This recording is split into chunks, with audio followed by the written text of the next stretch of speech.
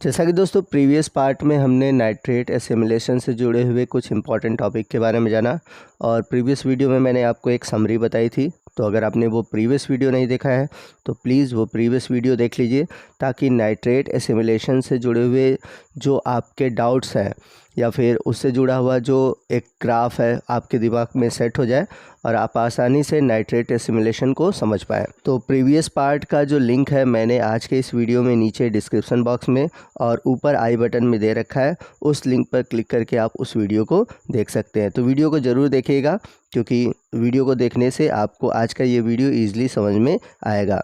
और आपको बता दें कि आज का ये वीडियो अगर आप देख रहे हैं तो मैं आपको बता दूं कि इस वीडियो में मैंने नाइट्रेट एसिमिलेशन से जुड़े हुए नोट्स दिए हुए हैं, हर एक पॉइंट को लिखा हुआ दिया है, शॉर्ट में मैंने नहीं दिया हुआ है।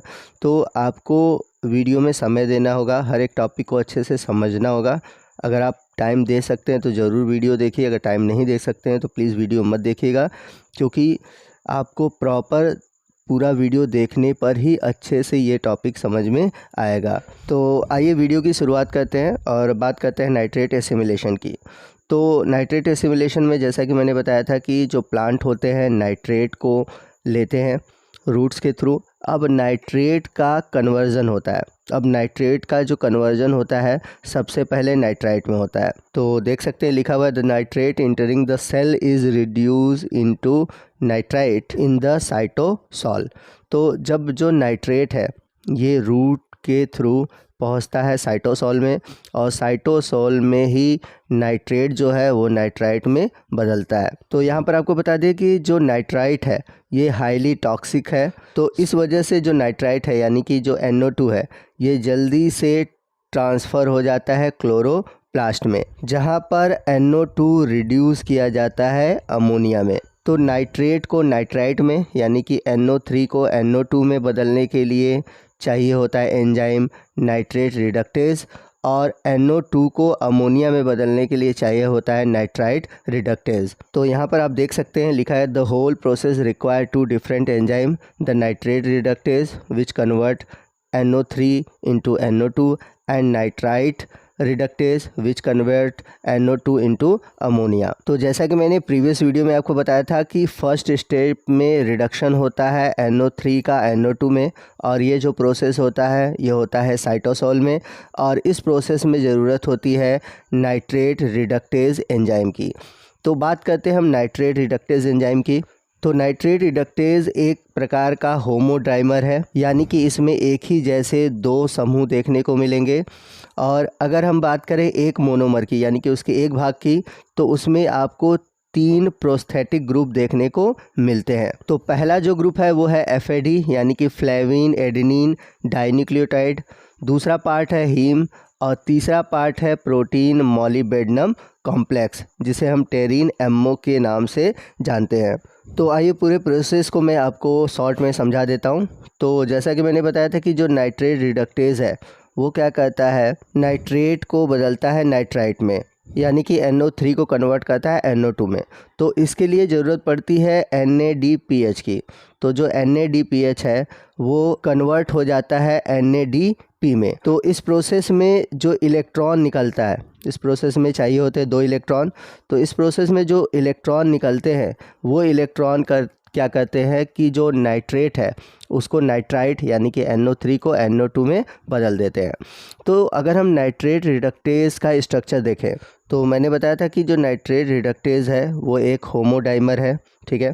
इसमें आपको जिसका फिगर मैंने नीचे यहाँ पर दिखाया हुआ है, अगर हम इसके एक मोनोमर की बात करें तो उसमें आपको 3 अलग अलग प्रोस्थेटिक ग्रुप देखने को मिलेंगे। एक मिलेगा FAD, दूसरा होता है हीम आयन, और तीसरा होता है MO कॉम्प्लेक्स। तो MO कॉम्प्लेक्स का मतलब है मॉलिबेडनम कॉम्प्लेक्स। तो यहाँ पर MOCO लिखा है, तो CO का मतलब कोबाल्ट नहीं है, CO का मतलब है कॉम्प्लेक्स। तो MO कॉम्प्लेक्स का जो टर्मिनल है वो होता है N टर्मिनल, ठीक है। और इस टर्मिनल पर जो नाइट्रेट है यानी कि जो NO3 है वो जुड़ता है। तो यहाँ पर लिख सकते हैं, लिखा हुआ है, the MO complex is at the N terminal of the enzyme A provide the NO3 binding site। और वहीं हम बात करें FAD की, तो FAD के पास पाया जाता है C टर्मिनल, जिससे जुड़ता है NADPH। ठीक है। तो NADPH जुड़ता है और चूँकि NADPH जो है वो इलेक्ट्रॉन देता है, इस वजह से ये जुड़ता है FAD से, जो कि एक इलेक्ट्रॉन एक्सेप्टर है। तो यहाँ पर नीचे आप फिगर में देख सकते हैं जो एमओ कॉम्प्लेक्स वाला रीजन है वो N टर्मिनल है, जहाँ पे नाइट्रेट जुड़ता है। आप सिंपल से ऐसे याद रखिए, N टर्मिनल यानी कि नाइट्रेट जुड़ रहा है, ठीक है। और जो FAD है जो कि एक इलेक्ट्रॉन एक्सेप्टर है, उसके पास C टर्मिनल है और उससे कौन जुड़ता है, उससे जुड़ता है NADPH। इसके अलावा आपको बता दें कि नाइट्रेट रिडक्टर्स में दो पार्ट और होते हैं जो कि जोड़ने का काम करते हैं। एक है हिंग फर्स्ट और दूसरा है हिंग सेकंड। तो FAD को हीम से जोड़ने का काम करता है हिंग सेकंड, और हीम को मोलिबेडनम कॉम्प्लेक्स से जोड़ने का काम करता है हिंग फर्स्ट। तो यहाँ पर आप इस फिगर में देख सकते हैं कि इस पूरे प्रोसेस में होता क्या है कि जो NADPH है, इससे जो इलेक्ट्रॉन निकलता है, ये इलेक्ट्रॉन देख रहे हैं, ये जो इलेक्ट्रॉन निकलता है ये क्या करता है, नाइट्रेट को बदल देता है नाइट्राइट में। तो आपको लिखना कैसे है, पूरा प्रोसेस मैंने समझाया हुआ है। तो लिखने के लिए मैं यहाँ पे आपको नोट्स प्रोवाइड करा देता हूँ। तो यहाँ पर आप देख सकते हैं लिखा हुआ है कि in between MO complex and FAD lie a Fe heme cytochrome B. तो एमओ कॉम्प्लेक्स और FAD के बीच हीम पाया जाता है, यानी कि एक तरह से साइटोक्रोम बी पाया जाता है, जिसके पास एक्टिव साइट होते हैं जो कि NADPH से प्राप्त जो इलेक्ट्रॉन है उसको FAD से मॉलिबेडनम कॉम्प्लेक्स तक पहुंचाते हैं। नीचे आप मॉलिबेडनम कॉम्प्लेक्स का स्ट्रक्चर देख सकते हैं। ये जो नीचे ये स्ट्रक्चर दिया हुआ है ये मॉलिबेडनम टेरिन कॉम्प्लेक्स का स्ट्रक्चर है। तो यदि आप इस स्ट्रक्चर को याद कर सकते हैं तो याद कर लीजिए, मेरे हिसाब से नहीं याद करेंगे तो कोई ज़रूरत है नहीं, ठीक है। लेकिन आपको डिटेल में अगर स्ट्रक्चर पढ़ना है या जानना है तो आप इस स्ट्रक्चर को ड्रॉ कर सकते हैं। तो पूरा प्रोसेस होता कैसे है, तो जब नाइट्रेट अवेलेबल होता है सेल में तो ये बाइंड करता है एमओ एटम के साथ, यानी कि जो मॉलिबेडनम कॉम्प्लेक्स है उसके साथ जुड़ जाता है।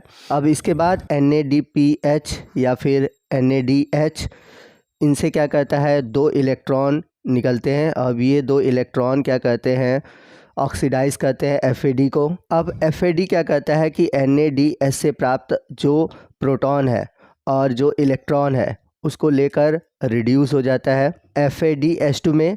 अब ये जो रिड्यूस FADH2 है ये क्या करता है कि साइटोक्रोम B557 जो कि हीम का ही एक भाग है, या हम कह सकते हैं जो हीम है उसी का एक रूप है, उसके साथ जुड़ता है, यानी कि उसको इलेक्ट्रॉन और प्रोटॉन दोनों ट्रांसफ़र कर देता है। नीचे आप फिगर में भी देख सकते हैं। इसके बाद जो हीम सेंटर है ये फिर FADH2 से इलेक्ट्रॉन लेकर, ठीक है, ऑक्सीडाइज हो जाता है। और जो साइटोक्रोम B है यानी कि जो हीम है, ठीक है, अब वो क्या हो जाता है, रिड्यूस हो जाता है। अब इसके बाद जो रिड्यूस साइटोक्रोम B है ये इलेक्ट्रॉन को ट्रांसफ़र करता है मॉलिबेडनम कॉम्प्लेक्स के पास।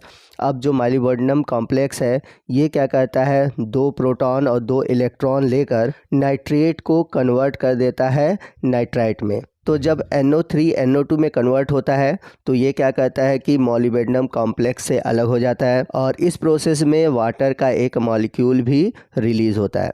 तो आप ऊपर फिगर में देख सकते हैं कि कैसे नाइट्रेट यानी कि NO3 नाइट्राइट यानी कि NO2 में बदलता है। तो दोस्तों ये था हमारा आज का वीडियो जिसमें कि नाइट्रेट एसिमिलेशन से जुड़े हुए फर्स्ट स्टेप यानी कि नाइट्रेट को कैसे नाइट्राइट में बदला जाता है इसके बारे में जाना। अगले वीडियो में हम सेकेंड स्टेप को जानेंगे कि कैसे नाइट्राइट अमोनिया में बदलता है। तो आपको आज का ये वीडियो कैसा लगा कमेंट करके ज़रूर बताइएगा। वीडियो अच्छा लगा हो तो वीडियो को लाइक और शेयर करना मत भूलिएगा, और कोई भी डाउट है आप हमसे कमेंट करके पूछ सकते हैं। तो मिलते हैं अगले वीडियो में अगले टॉपिक के साथ, तब तक के लिए जय हिंद जय भारत।